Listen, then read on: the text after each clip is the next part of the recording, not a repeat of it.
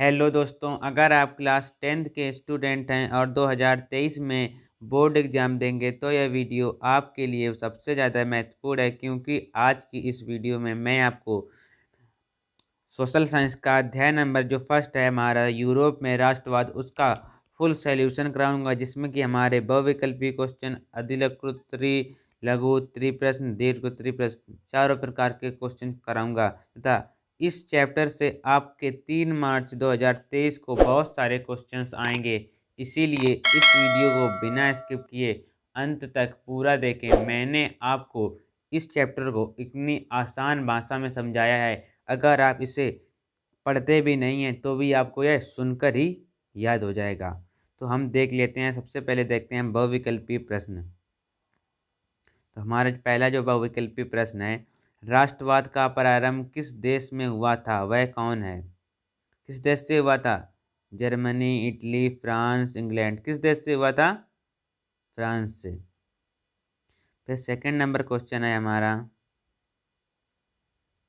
Bismarck ने किसी नीति द्वारा जर्मनी के एकीकरण में सफलता पाई थी? किस एकीकरण के द्वारा, किस नीति के द्वारा?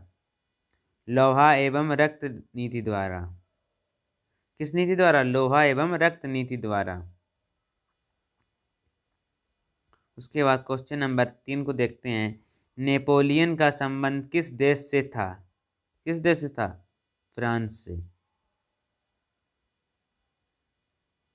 फिर प्रश्न नंबर 4 देखते हैं अपना हम, निम्नलिखित में से इटली का एकीकरण किसके नेतृत्व में हुआ था?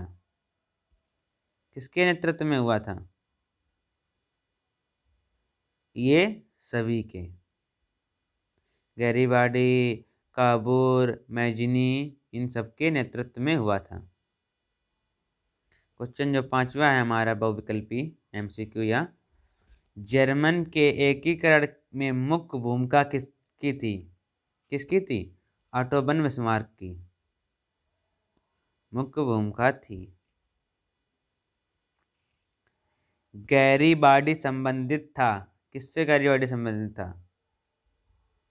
जर्मन के एकीकरण से यह संबंधित था। क्वेश्चन नंबर 7वां देखते हैं, फ्रांस की क्रांति हुई किस सन में? फ्रांस की क्रांति हुई थी 1788, 1790, 1789, 1787। तो किस सन में हुई थी? 1789 ईस्वी में। यंग इटली सोसाइटी का संस्थापक कौन था? Garibaldi, काबूर, Mazzini, Bismarck. कौन था? इसका आंसर आपको कमेंट बॉक्स में देना है। फ्रांस में गणतंत्र की घोषणा किस वर्ष हुई थी? किस वर्ष हुई थी? सन 1848 ईस्वी में हुई थी। क्वेश्चन नंबर 10वां देखते हैं,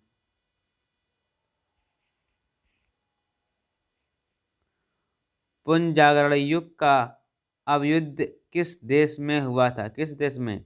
रोम, ब्रिटेन, अमेरिका, इटली। किस देश से हुआ था? इटली से। फिर हम देखते हैं अति लघु उत्तरीय प्रश्न, जो कि हमारे 2 नंबर के आते हैं।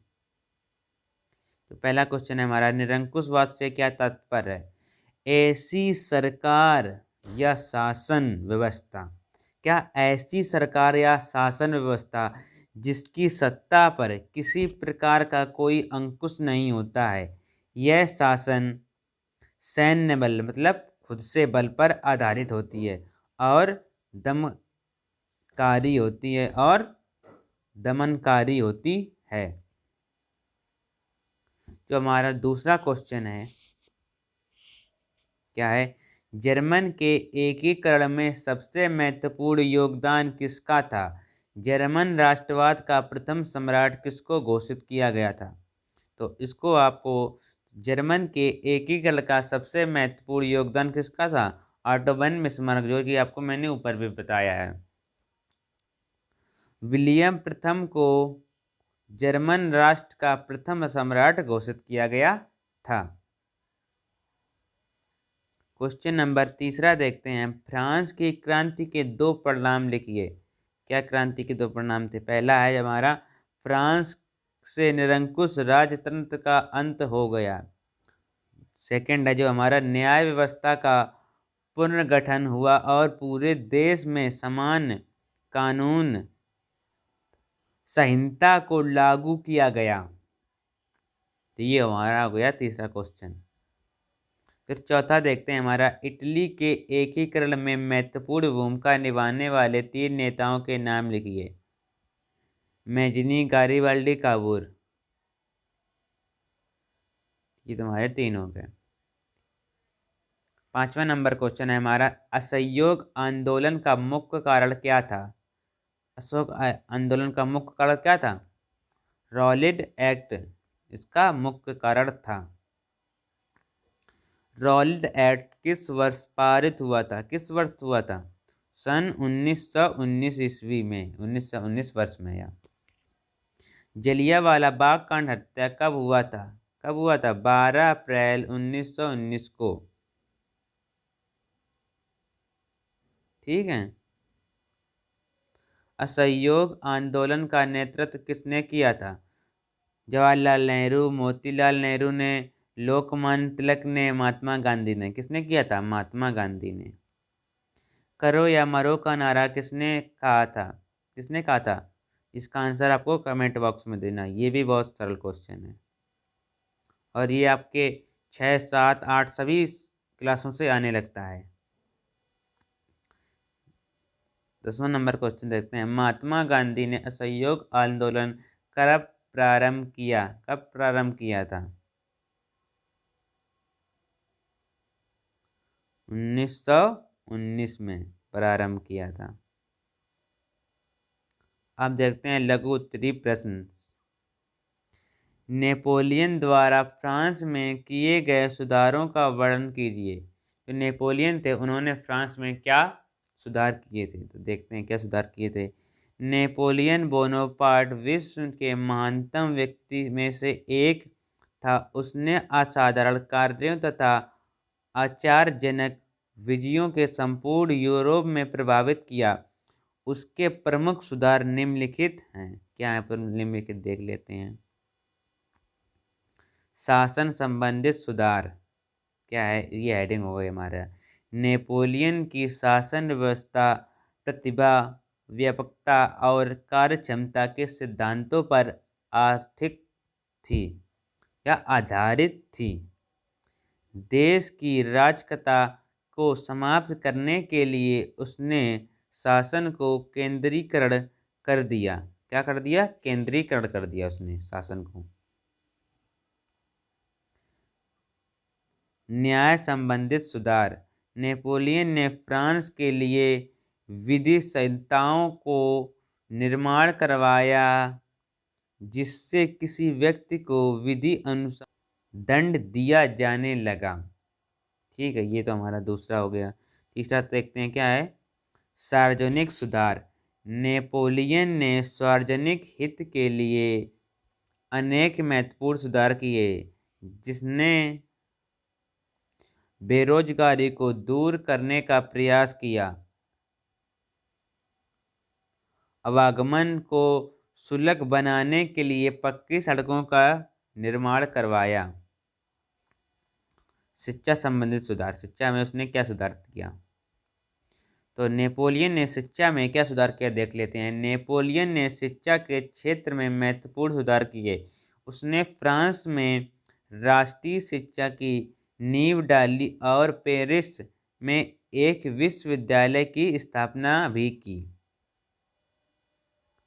आर्थिक सुधार उसने क्या किए? नेपोलियन ने पेरिस में बैंक ऑफ फ्रांस की स्थापना की, मादक द्रव्यों, नमक आदि पर कर लगाया, मजदूरों का वेतन निश्चित किया, चोरबाजी, सट्टेबाजी, मुनाफाखोरी को समाप्त किया। इन सबको उसने समाप्त कर दिया। धार्मिक सुधार उसने क्या किए? नेपोलियन ने अपने देशवासियों को धार्मिक स्वतंत्रता प्रदान की। किस प्रकार से स्वतंत्रता प्रदान की?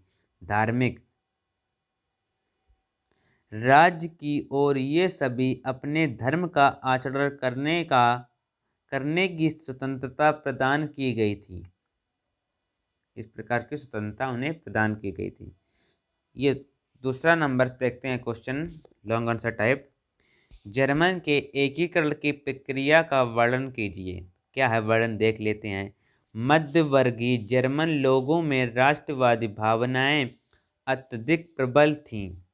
इन लोगों ने 1848 ईस्वी में जर्मन के विभिन्न क्षेत्रों को एकता के सूत्र में बांधकर एक निर्वाचित संसदन के माध्यम से शासित राष्ट्र राज्य बनाने का प्रयास किया।